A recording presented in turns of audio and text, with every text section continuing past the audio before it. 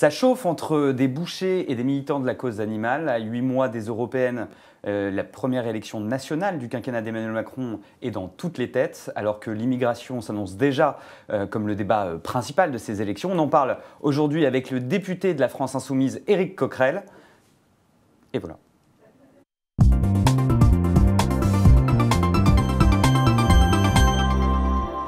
Éric Coquerel, bonjour. Bonjour.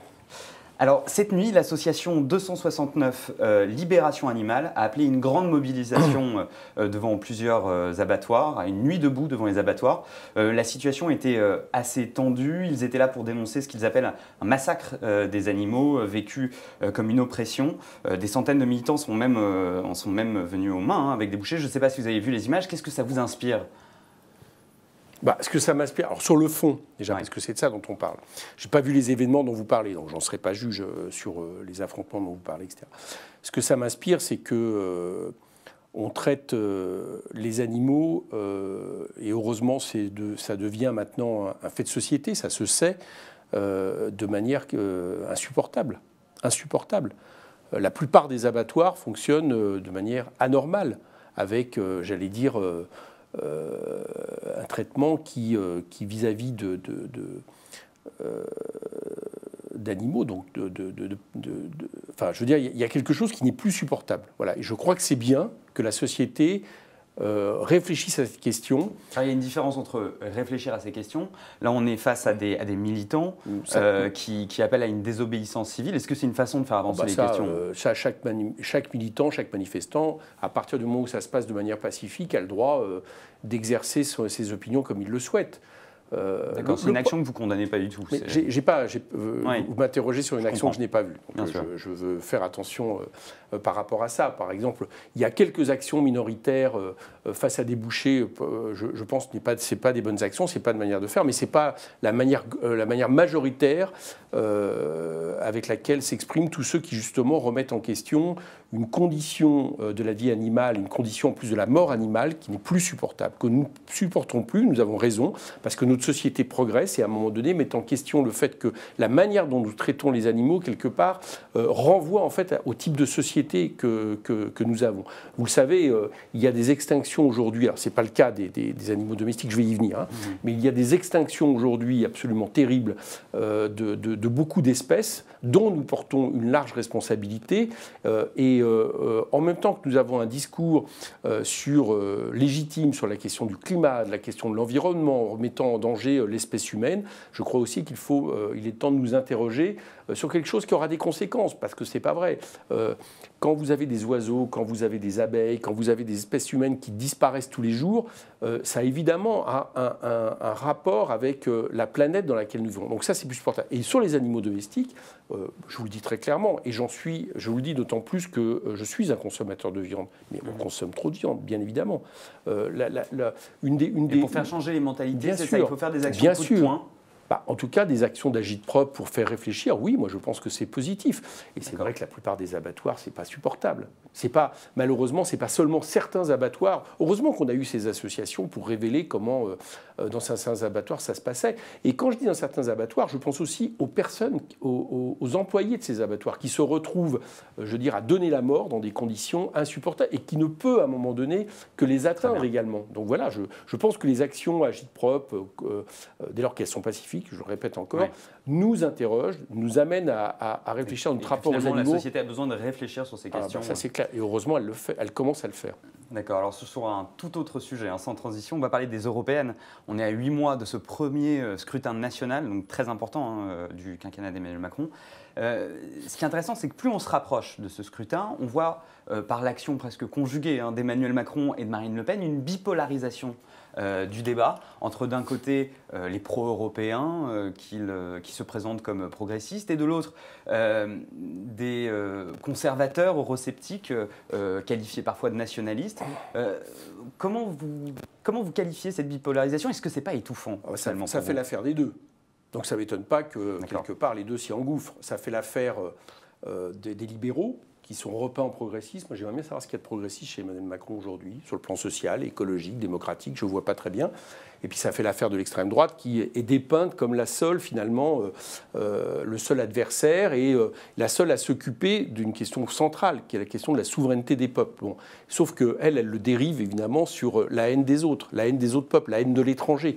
Elle ne donne aucune solution et surtout, en plus, elle est décliniste. L'extrême droite est décliniste. Nous disons par exemple que la France, deuxième puissance économique en Europe, pays bientôt le plus peuplé, si la France tape du poing sur la table et dit ça, ces traités-là tels qu'ils sont, c'est plus supportable.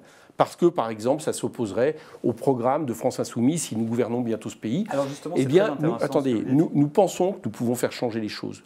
Bon, à partir du moment où il est entendu que rien ne vaudra, rien ne remplacera la souveraineté populaire et que nous ne céderons pas sur les mesures à prendre. Mais on pense qu'on pourra faire changer, y compris les Allemands là-dessus. C'est intéressant parce que alors cette bipolarisation, on peut la condamner, mais c'est un fait à l'approche des élections. Et on a en mémoire ces propos qu'a eu Jean-Luc Mélenchon qui critiquait la participation de la France au budget européen, qui a eu des propos durs sur la présence du drapeau européen, notamment dans l'hémicycle. Ce projet plan A, plan B, finalement, c'est une sortie de l'Union européenne. Non, vous avez en face de vous une des personnes qui a beaucoup travaillé sur l'histoire du plan A, plan B. Alors, si vous me dites 2 minutes, je vais essayer de vous l'expliquer. Le plan A, c'est ce que je vous ai dit, c'est-à-dire, on est élu demain, on a un programme sur les services publics, sur les politiques d'austérité, sur l'indépendance de la Banque centrale, qui est contraire au traité actuel, sur l'harmonisation sociale et fiscale, par exemple. Et à partir de là, nous négocions sur la base du plan A avec nos partenaires européens pour des nouveaux traités. Et si ça ne marche pas ? En même temps, nous prenons des actes de désobéissance immédiate. Par exemple, on arrête la libéralisation de la SNCF, des choses soi-disant que l'Europe nous oblige. Si ça ne marche pas, on a un plan B. Mais il y a certains pays qui n'ont pas de rapport de force. Très certainement, le plan B est une sortie de l'euro. Je pense que la Grèce, par exemple, aurait été conduite à ça, mais ça aurait mieux valu très certainement que ce qu'elle subit. Mais pour la France, que ce soit la France ou l'Allemagne, il n'y aura pas de continuité de l'Union européenne telle qu'elle est sans nous. Autrement dit, ce n'est pas une sortie, ça serait une reconstruction avec d'autres partenaires. Moi, j'ai coutume de dire, le plan A, c'est on change l'Europe tous ensemble. Le plan B, la France change l'Europe avec les pays qui le souhaitent. Et vous voyez bien que ce n'est pas une sortie unilatérale. Je ne crois pas à l'idée d'un Frexit, parce qu'il n'y aura pas de continuité de l'Union européenne sans l'Allemagne et la France. Mais du coup, dans cette bipolarisation forcément simpliste, s'il fallait vous ranger d'un côté ou de l'autre, vous seriez plus dans celui de Marine Le Pen, des nationalistes, des nationaux, comme elle l'appelle. Non, je ne suis pas d'accord avec cette bipolarisation. Vous avez d'abord, en réalité, il y a 1 ou 2 sondages qui indiqueraient l'idée qu'En Marche est en avance avec le Front National, enfin le Rassemblement National pour les prochaines élections. Beaucoup d'autres montrent que finalement, il y a aujourd'hui 4 forces politiques, 4 familles politiques, que ce soit En Marche, qui reprend un petit peu, là, pour l'instant, le rôle qu'avait l'UDF dans le temps. Il ne faut pas exagérer non plus son importance. Il baisse dans les sondages. Les nationalistes, les xénophobes, le Rassemblement National, la droite, classique, on va dire, et puis France Insoumise. C'est ça, aujourd'hui, trace beaucoup de sondages. On n'est pas dans une bipolarisation. Après, on est à 8 mois du scrutin, vous avez raison de le rappeler. Partout en Europe, il y a effectivement de plus en plus de peuples qui disent « nous ne supportons plus ». Et là, à partir de là, il y a 3 options. Il y a ceux qui veulent continuer. Macron veut continuer, il veut même accentuer cette Europe-là. Il y a ceux qui disent « c'est plus supportable », mais qui proposent un repli nationaliste, xénophobe sur les frontières et qui, au lieu de s'attaquer aux banquiers, s'attaque aux immigrés. Ça, c'est toute l'extrême droite. Et puis il y a nous qui proposons une issue progressiste par le rapport de force, par la désobéissance, par la négociation, mais qui essayons justement de travailler à une autre coopération que ce qu'on est en train de, aujourd'hui, nous vendre comme projet européen et qui n'est en réalité qu'une concurrence des peuples entre eux qui peut très mal finir. Alors, dans cette élection, il y a déjà un débat, une question très importante qui va prendre de plus en plus d'ampleur, qui est celle qui n'est pas nouvelle, qui est celle de l'immigration. Or, vos positions sont subtiles, pour ne pas dire parfois ambiguës sur ce sujet.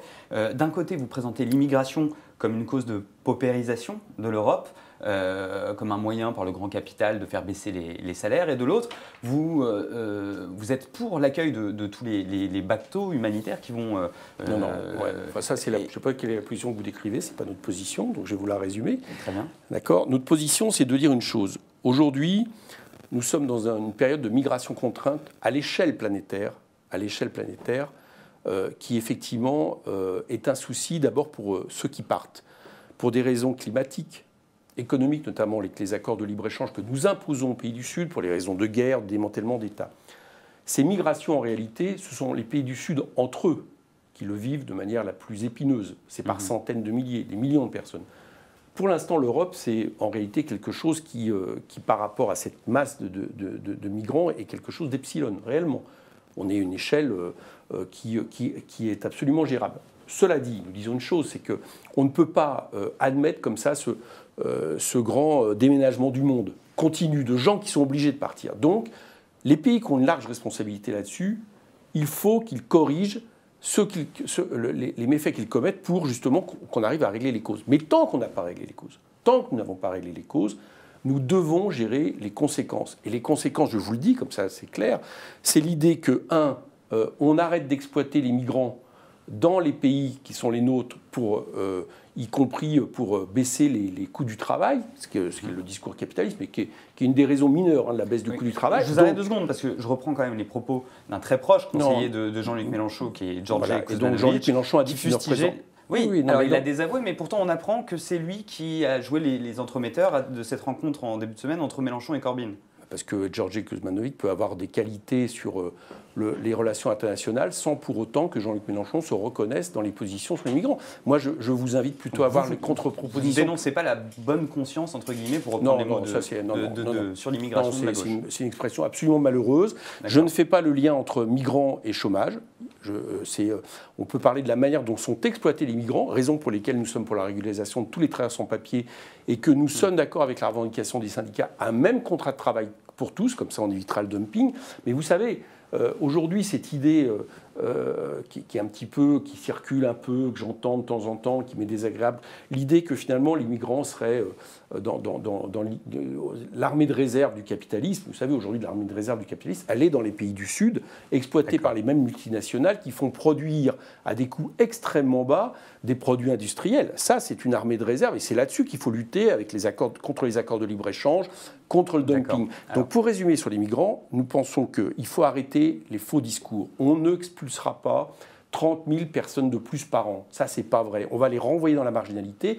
Et tant qu'on n'a pas réglé les causes, on doit être capable d'assumer ça, raison pour lesquelles nous avons proposé un statut, en plus du droit d'asile, de détresse humanitaire pour des raisons économiques et climatiques. On essaye d'avoir une explication raisonnée. Alors, une dernière question. Contrairement à beaucoup d'autres partis, vos têtes de liste sont connues pour les européennes. Il s'agit de Manuel Bompard et Charlotte Gérard. Est-ce que leur désignation pose quelques questions en interne de votre parti? Il y a certains militants qui dénoncent un manque criant de démocratie. Certains ont même créé un collectif, le collectif des insoumis démocrates, ou CID.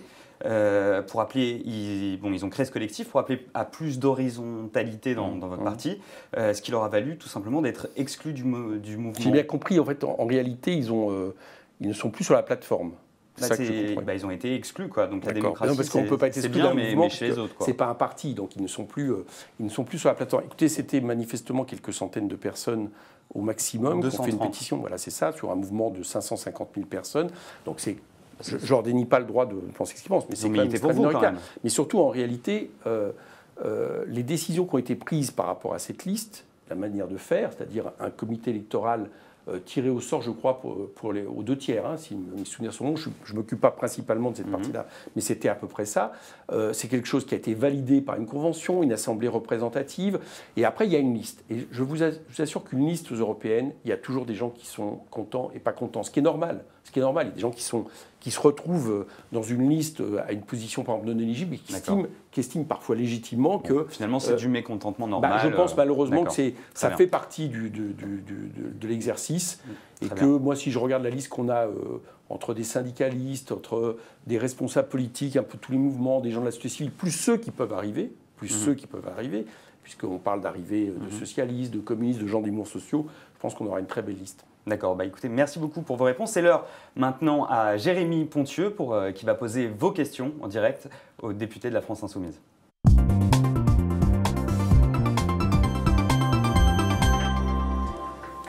Bonjour Monsieur Coquerel. Bonjour Charles. J'avais une première question. La candidate France Insoumise aux Européennes, Farida Amrani, a estimé que Manuel Valls trahissait sa patrie en se présentant à Barcelone. Et sur le Figaro.fr, Polonia estime qu'il n'a pas l'étoffe d'un maire de Barcelone. Qu'en pensez-vous ?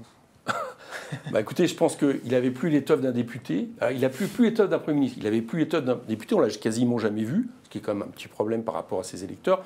Et je pense que Ada Colau, qui est la maire actuelle de Barcelone, qui est d'un mouvement avec lequel nous sommes très proches, je pense qu'elle l'enverra à la retraite définitive.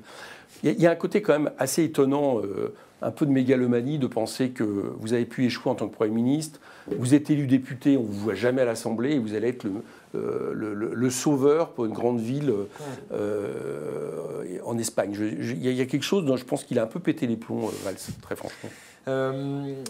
L'exécutif veut augmenter le temps de travail dans les collectivités. Il compte notamment les obliger à aligner le temps de travail de leurs agents sur la durée légale de 1607 heures par an. Marie se demande si vous soutenez cette mesure. Excusez-moi, vous pouvez me la répéter là, Pardon. Elle est très précise. A annoncé qu'il voulait augmenter le temps de travail dans les collectivités, notamment en les obligeant à aligner le temps de travail de leurs agents sur la durée légale de 1607 heures par an. L'alignement de la fonction publique territoriale sur le privé.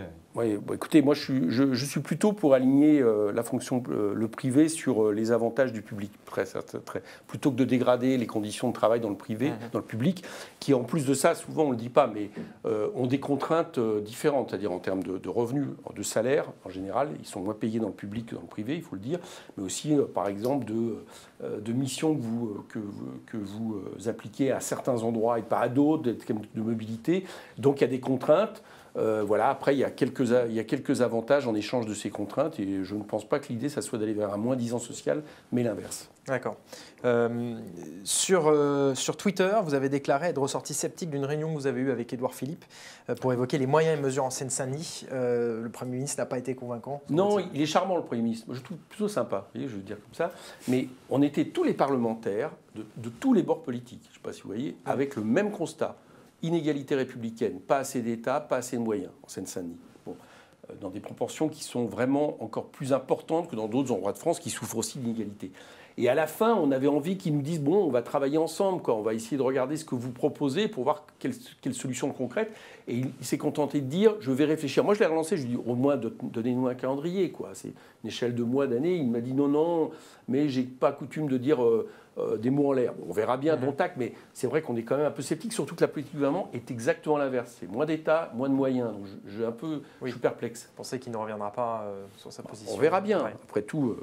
Moi, s'il veut me... Vous n'avez pas l'impression d'avoir été entendu, quoi. Si, je vais vous dire exactement. Je pense qu'il a entendu ce que nous lui avons dit. Mais que par contre, il a une politique nationale qui fait que je vois mal comment il va répondre aux souhaits qui sont les nôtres, qui sont en réalité plus d'égalité et qui effectivement l'entraînerait du coup à envisager ça pour d'autres territoires, parce qu'il y a d'autres territoires qui souffrent. Donc je pense qu'il entend, mais que sa politique est contraire à ce que nous demandons. Donc il aura un peu des difficultés. Mais je veux bien être agréablement surpris, j'ai pas de problème. C'est une dernière question. Vous êtes présenté comme inquiet, vous êtes déclaré inquiet sur l'impact des JO dans le département de la Seine-Saint-Denis. Qu'est-ce qui vous inquiète? Alors, ce qui m'inquiète, vous savez, j'aime beaucoup les Jeux Olympiques. Peut-être vous étonnez, mais moi j'ai travaillé dans les Jeux Olympiques. Je me suis occupé d'une équipe de France pendant j'étais à plusieurs JO. Donc l'idée même des JO est une belle idée. Seulement j'observe que depuis quelques années, ça coûte de plus en plus cher aux collectivités. Souvent, ça explose les budgets, qu'il y a des promesses d'accompagnement à côté qui ne sont pas. Et sur la Seine-Saint-Denis, on a promis qu'avec les JO, en gros, ça allait être le bonheur pour tous. La maire de Paris a eu des mots incroyables là-dessus. Et ce que j'observe au fur et à mesure, c'est que les budgets qui étaient promis pour revaloriser d'un point de vue écologique et social la Seine-Saint-Denis, ils sont en train de disparaître. D'enfouissement d'une ligne de haute tension ici, de recouvrement de l'autoroute là, et que derrière apparaissent de plus en plus des partenariats publics-privés, et je sais ce que ça veut dire. C'est souvent qu'en plus les délais avançant, eh bien c'est souvent le privé qui bénéficie de tout ça et pas le public. Donc voilà pourquoi je m'inquiète. Oui, d'accord. Merci Jérémy. Merci beaucoup Éric Coquerel, et merci à vous. Rendez-vous demain pour un nouveau talk Le Figaro où nous recevrons le socialiste François Calfon.